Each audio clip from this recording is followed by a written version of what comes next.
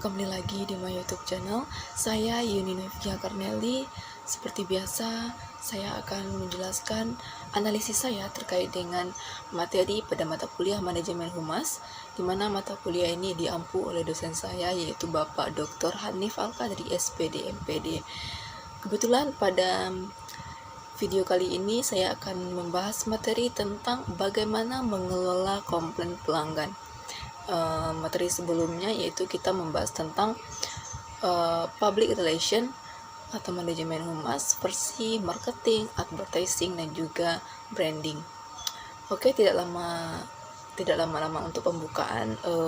Sebelum kita lanjut ke penjelasan materi atau analisis materi terkait dengan mengelola komplain pelanggan, sebelumnya kepada teman-teman atau bapak atau ibu yang menonton channel ini, silakan untuk klik tombol like, comment, and subscribe.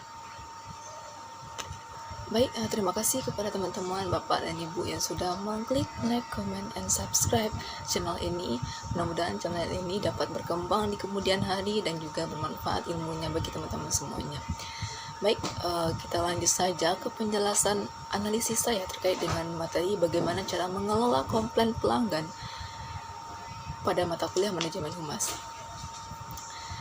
Perlu teman-teman ketahui bahwasanya komplain atau keluhan, menurut pendapat saya, itu merupakan salah satu titik positif ketika dipandang dari satu titik konteks yang sebenarnya bisa menjadi bagian yang membangun lembaga atau perusahaan kita menjadi lebih baik lagi, memberikan kepercayaan, menjaga kedekatan emosional dan dengan para konsumen atau pelanggan.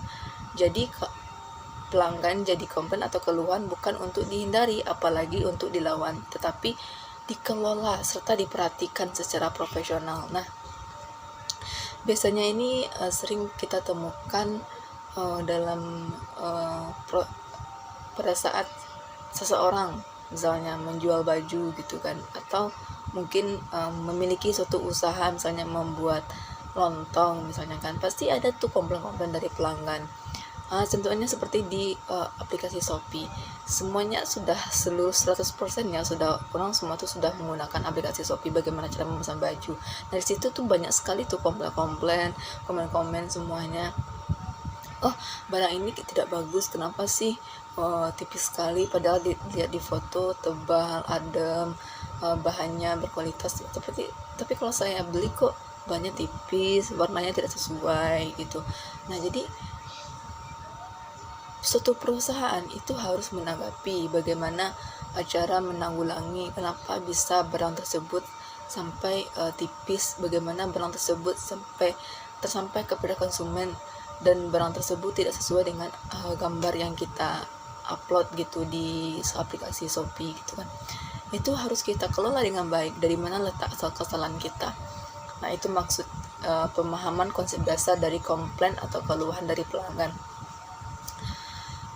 Dan salah satu faktor yang mempengaruhi kepuasan dan persepsi dari pelanggan atau konsumen terhadap mutu layanan, yaitu jika pelanggan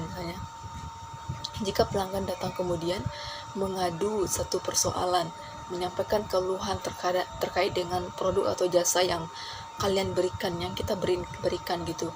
Nah, kita tidak boleh marah sebenarnya itu, dan tidak boleh memandang sebelah mata gitu. Seharusnya kita harus meluangkan waktu untuk menjaga hubungan kita dengan mereka ketika menyampaikan keluhan atau apa yang mereka rasakan terhadap produk atau jasa yang kita ciptakan, yang kita diperjualkan. Dengan begitu, kita sebagai perusahaan atau lembaga tahu di mana letak kekurangan kita. Kita tidak perlu lagi melakukan penelitian mencari data fakta apa kekurangan yang kita miliki. Nah, sebenarnya ini sangat berguna sekali bagi perusahaan atau lembaga dan dalam menghasilkan produk atau jasa yang dihasilkan. Salah satu caranya itu mendapatkan pelanggan yang benar-benar setia, yang mau memberikan kritik atau saran terhadap produk atau jasa yang sebagaimana baiknya gitu, produk atau jasa yang dihasilkan. Nah, ada salah satu pertanyaan. Ketika pelanggan yang memberikan komplain atau keluhan, apa apa yang harus kita lakukan gitu.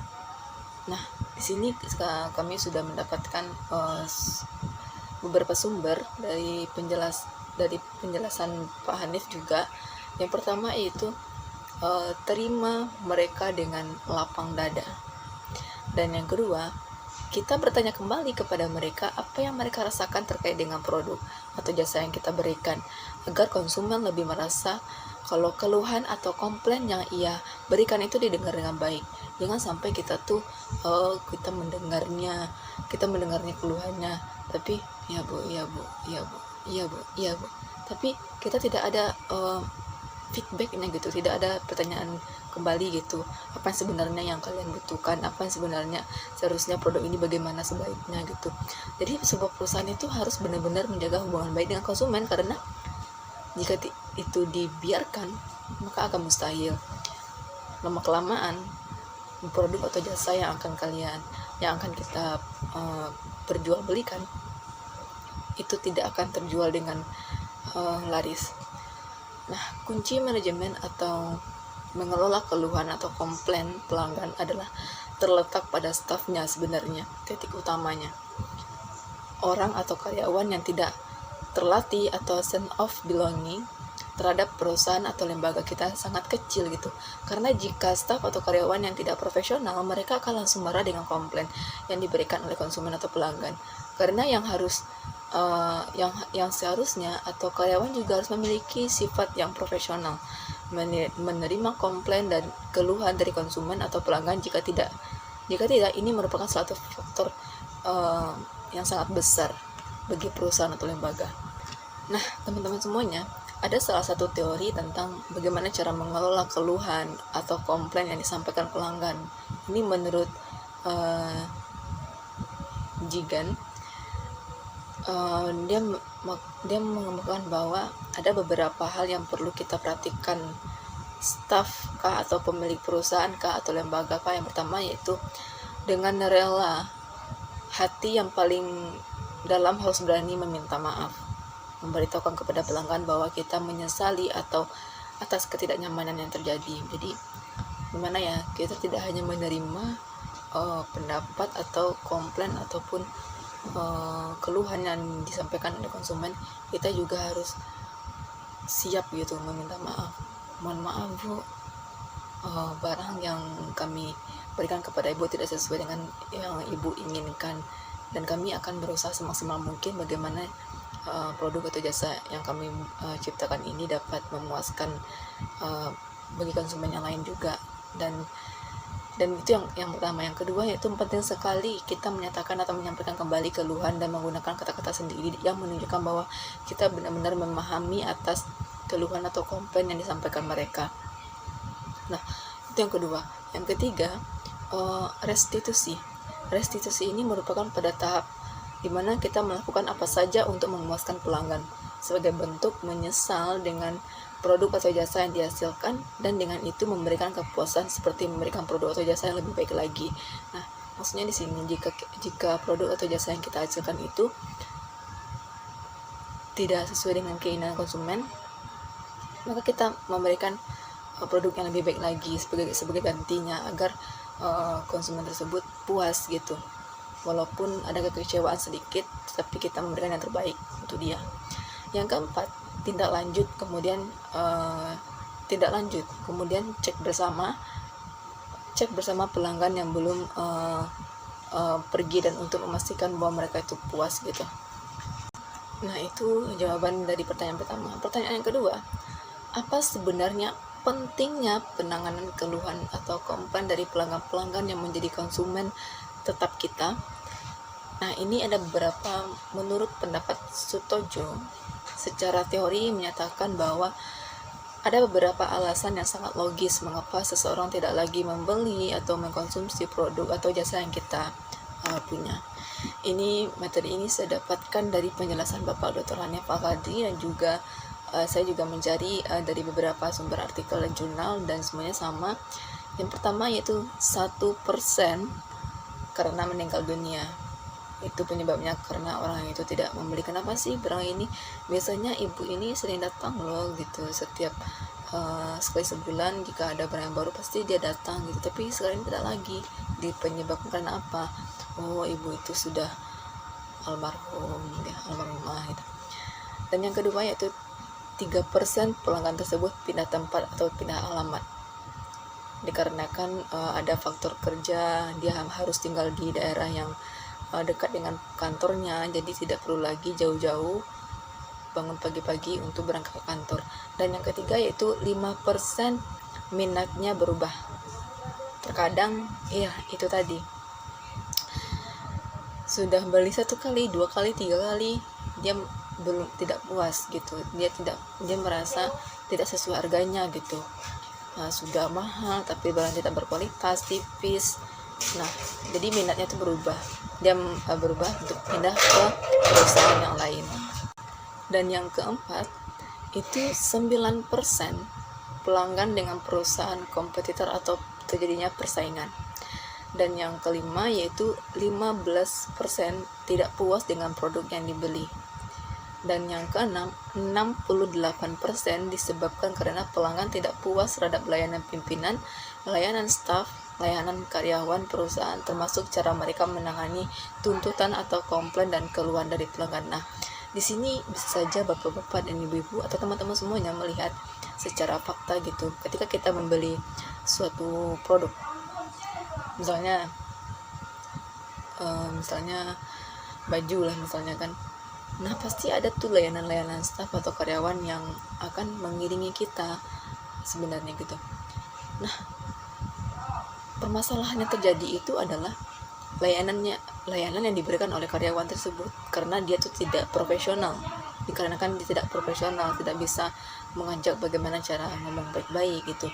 Jadi dengan adanya kesalahan yang dimiliki oleh karyawan dengan layanan yang diberikannya, sehingga pelanggan itu tidak puas. Dia merasa, oh kenapa sih layanan ini sombong gitu, arogan gitu, padahal dia harus melayani kita gitu.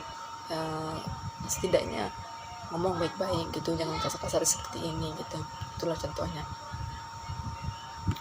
Nah, itulah beberapa 6 alasan mengapa seseorang pelanggan atau konsumen tidak lagi membeli atau mengkonsumsi produk atau jasa yang kita ciptakan menurut Sutojo.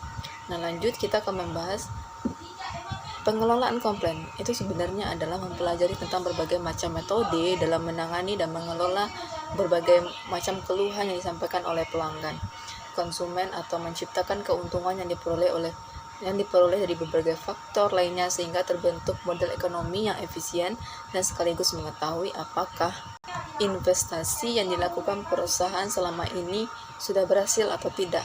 Nah, lebih kurangnya inilah makna dari manajemen komplain secara teoritik, yang artinya secara umum manajemen komplain itu ialah pengelolaan atas usaha kita dalam kaitannya dengan keberatan, komplain, ketidakpuasan dari konsumen atau pelanggan-pelanggan terbaik kita. Jadi jangan ditolak dulu, apalagi marah atau menganggap mereka ingin menjatuhkan produk atau jasa yang kita punya, karena komplain dari pelanggan ini sebaiknya komplain pelanggan ini harus kita terima terlebih dahulu sebagai layanan prima. Kemudian kita lewati proses demi prosesnya dengan lapang dada, sama seperti kita menerima mereka sebagai pembeli atau konsumen terbaik pada saat mereka memberikan keuntungan kepada kita. Nah, jadi pada saat mereka tidak puas, seharusnya layanan kita tetap sama gitu, karena keuntungannya berlipat-lipat bagi kita, sebab data-data atau fakta-fakta dari lapangan bisa kita peroleh dengan komplain pelanggan ini. Mungkin pada saat itu kita akan rugi beberapa produk, namun kedepannya akan terlihat itu berlipat-lipat juga keuntungan yang bisa kita dapatkan dan kita bandingkan ketika kita menolak komplain tersebut. Maka kita akan kehilangan berlipat-lipat ganda dan di luar dugaan kita dari persepsi kita dari awal. Jadi kita sebagai perusahaan atau lembaga yang menciptakan produk atau jasa yang kita hasilkan itu jangan takut gitu, jangan kita takut rugi, karena ini merupakan salah satu yang memang harus yang kita siapkan. Gagal dalam perusahaan itu hal yang biasa gitu. Terkadang orang 10 kali gagal, terkadang dia sudah melakukan hal yang terbaik tetapi konsumennya menginginkan tidak sesuai dengan keinginannya gitu. Jadi jangan takut, karena bagian dari komplain pelanggan itu sebenarnya adalah segala sesuatu yang memang akan dan harus kita hadapi. Tanpa kita sadari, kita harus siap dengan kondisi tersebut. Karena proses perjalanan bisnis, lembaga, hidup tidak akan lepas dari yang namanya komplain dari pelanggan maupun konsumen. Nah, itulah yang saya katakan tadi. Ada satu pendapat yang disampaikan oleh Ciptono yang beliau mengatakan bahwasanya manajemen komplain itu adalah bentuk penanganan, penataan yang dilakukan oleh satu lembaga atau perusahaan atas reaksi ketidakpuasan dan ketidaksetujuan konsumen atau pelanggan terhadap kegiatan-kegiatan dua fungsi manajemen yang dilakukan tidak efisien dan tidak efektif oleh perusahaan tersebut. Misalnya terhadap produk dan jasa, sehingga ekspektasi atau apa yang mereka terima dari luar, apa yang mereka pikirkan, manajemen komplain itu bisa disebut sebagai salah satu cara atau strategi yang digunakan oleh perusahaan atau lembaga dimanapun atau apapun bentuk lembaganya dalam menangani keluhan konsumen tersebut, yaitu memandang bahwasanya keluhan konsumen itu sebenarnya merupakan satu kesempatan yang besar bagi pihak perusahaan atau lembaga untuk dapat mempertahankan konsumen-konsumen terbaiknya melalui proses penanganan yang luar biasa, penanganan dari keluhan yang efektif, dan dapat menjadikan informasi-informasi yang berasal dari keluhan konsumen tersebut. Nah, keluhan ini ialah sebagai satu titik positif, sebagai landasan dalam mengembangkan kegiatan perusahaan atau lembaga ke depannya yang menjadi lebih baik lagi. Jadi berdasarkan catatan itu, kita pasti akan memikirkan bagaimana cara terbaiknya untuk agar komplain dari pelanggan tersebut atau komplain dari konsumen tersebut tidak terjadi lagi gitu. Ketika komplainnya terhadap kualitas, maka kualitas tersebut akan menjadi semakin lebih baik lagi di kemudian hari. Perlu kita ketahui bahwasanya ada beberapa prinsip dalam proses penanganan komplain dari konsumen atau pelanggan. Yang pertama yaitu penanganannya harus segera dan jangan ditunda-tunda. Artinya, pada saat itu komplain disampaikan dari konsumen, maka saat itu pula lah komplain tersebut harus ditangani. Jadi harus langsung diselesaikan pada saat itu juga. Dan yang kedua yaitu kemampuan untuk mengatur komplain. Kemampuan mengatur komplain harus punya energi dan skill yang didesain sedemikian rupa atau menangani komplain yang sangat penting untuk kesuksesan penanganan suatu masalah yang dihadapi oleh pelanggan. Yang ketiga yaitu daya tanggap. Artinya, komplain yang ditangani secara tepat dan memang responsif.